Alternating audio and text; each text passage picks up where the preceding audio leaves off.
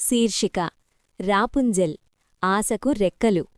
ఒకప్పుడు దట్టమైన అడవిలో ఆకాశాన్ని తాకేంత ఎత్తైన గోపురంలో రాపుంజెల్ అనే అమాయకురాలు నివసించేది.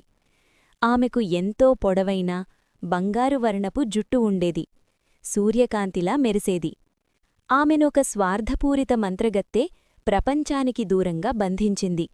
ఆ గోపురానికి తలుపుల్లేవు, మెట్లు లేవు. లోపలికి రావాలంటే రాపుంజెల్, నీ జుట్టు వదులు అని పిలవాలి. ఒంటరితనంలో ఉన్న రాపుంజెల్ హృదయం ఆశతో నిండిపోయి ఉండేది. రోజూ ఆమె పాడే మధురగీతాలు స్వేచ్ఛకోసం చేసే కలలుగా మారేవి.